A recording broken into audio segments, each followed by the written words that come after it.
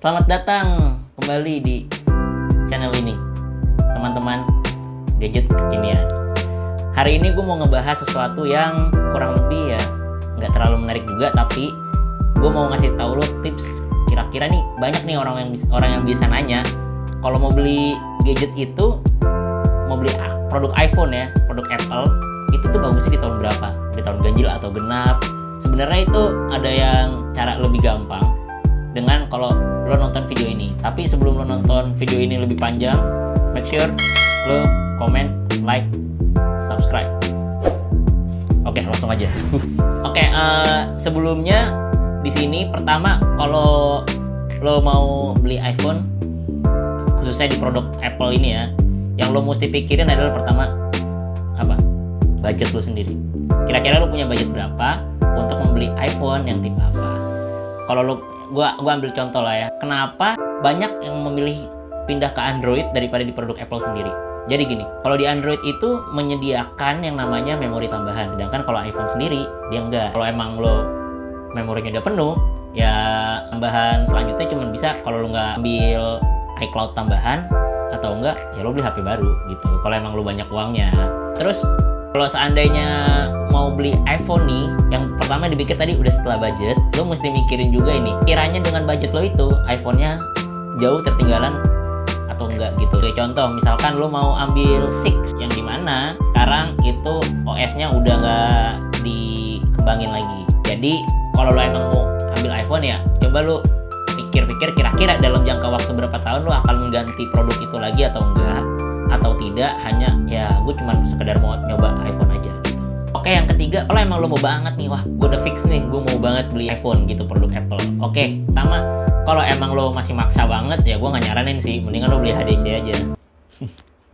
Nah tapi kalau emang lo pengen banget lah kelihatan lebih pakai iPhone banget, lo bisa beli di memori yang sekitar memorinya itu ada yang 32, ada yang 64 juga, ada yang 16 juga paling kecil sekalipun. Tapi yang paling besar ini ada yang sampai 512 gitu. Kalau untuk lo sendiri, kira-kira lo cocoknya di mana?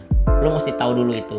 Kalau emang menurut lo bukan orang yang suka foto-foto, aktif di media sosial, hanya untuk menggunakan iPhone ya untuk ringan-ringan aja, penggunaan ringan ya, saran gue lo kayaknya di 32 atau 64 udah cukup sih. Tapi kalau emang lo untuk melakukan sebuah pekerjaan yang berat, sebagai contoh tuh lo mau ngedit, lo mau melakukan hal-hal yang dimana akan memakan memori banyak di situ, saran gue mendingan ambil yang 128 sekalipun atau 256.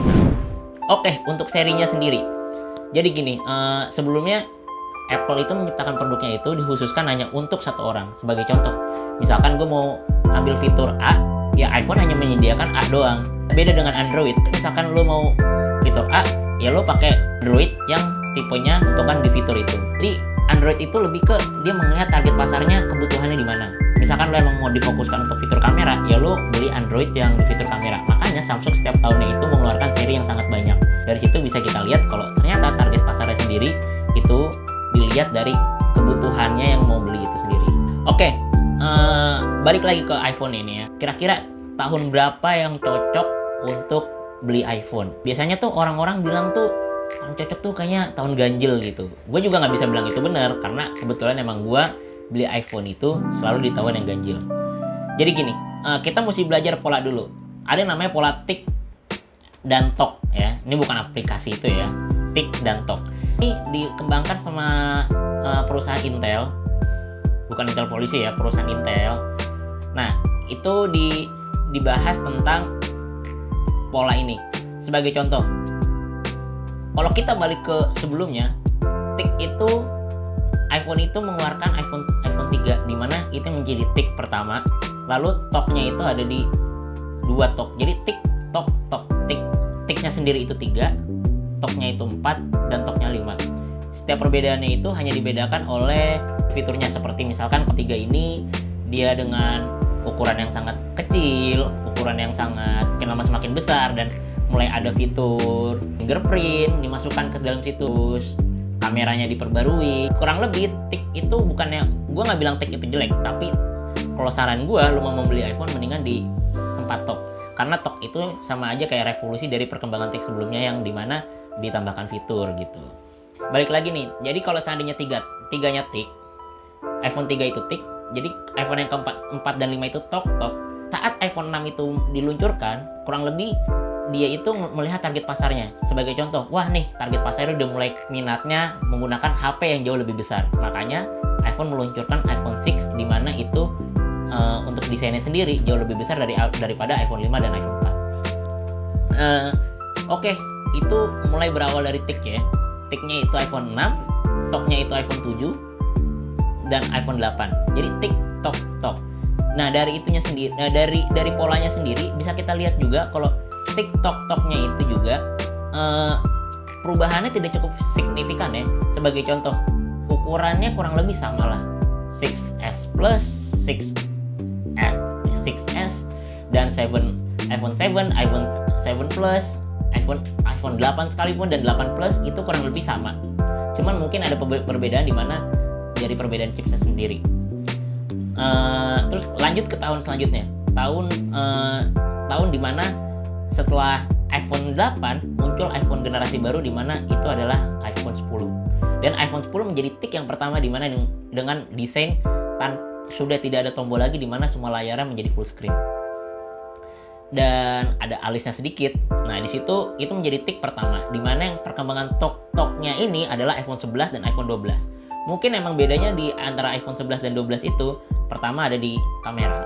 Kameranya tambah, jadi ada yang 3. Dan perubahan desain dari 11 ke 12. Jadi dari 11 itu kurang lebih bentuknya sama kayak iPhone 10. Tapi iPhone 12 sendiri itu kita mungkin udah kembali ke kotak. Sebagai contoh, di sini sekarang gua pegang ada iPhone XS ya. XS ini dia itu ukurannya itu kurang lebih sebesar dengan iPhone 7.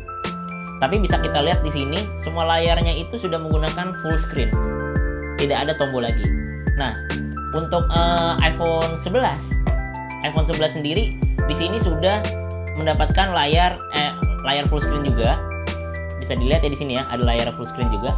Dan ditambah ada 2 kamera ya yang kurang lebih sama-sama besar. Untuk chipsetnya sendiri, iPhone 10 sendiri itu menggunakan 11 atau A12, tapi untuk detailnya di sini nanti ada detail iPhone 10 dan di sini ada detail iPhone 11. Kurang lebih gitu. Untuk dayanya sendiri, daya ketahanan dayanya sendiri juga yang dari yang bisa kita lihat, iPhone X sendiri dan iPhone 11 sendiri setiap tahunnya itu akan menambahkan dayanya. Sebagai contoh, iPhone XR itu dayanya itu ada sekitar 2900 mAh, dan iPhone 11 sendiri itu ada di 3100, sekitar 3100 mAh lah kurang lebih ya. Nah, dari situ bisa kita lihat kalau misalkan dari TIC-nya sendiri, TIC-nya iPhone X kembali ke pola TikTok ya. Kembali ke pola TikTok sendiri, iPhone 10 itu iPhone 11 itu dan 12 merupakan perkembangan dari iPhone 10. Nah, balik lagi nih ke pertanyaan kita nih ya, teman-teman gadget kekinian. Gini, kira-kira berarti kapan ya yang cocok untuk beli waktu iPhone? Sebenarnya cocoknya waktu saat ada duitnya. Dan yang kedua adalah dimana gue sih kalau gue pribadi gue nggak menyarankan untuk lo beli iPhone 12 karena itu terlalu dekat dengan TIC yang akan selanjutnya nanti diupdate di bulan Oktober nanti kurang lebih. Gue nggak tahu mungkin desainnya seperti apa, tapi kurang lebih berdasarkan pola-pola sebelumnya TIC-nya itu akan tetap sama, tetap di setiap 3 tahun sekali. Kalau untuk lo mau beli iPhone di tahun berapa, sebenarnya tahun berapapun itu juga bisa masuk, mau tahun ganjil atau tahun genap. Yang penting itu lo bisa mengetahui kira-kira setelah lo beli iPhone ini itu akan terjadi perubahan yang cukup signifikan atau enggak. Kurang lebih kayak gitu. Oke deh, itu aja sobat gadget kekinian. Kalau untuk pertanyaan yang lebih lanjut bisa langsung komen aja di bawah, atau lo punya pendapat lain tentang video-video atau pola-pola yang lainnya, atau lo mungkin punya konspirasi yang lebih baik dan lo punya pendapat yang lebih baik, silakan untuk berkomentar di bawah ini. Nanti kita akan berbagi pendapat di situ. Oke, see you on my next video. See ya.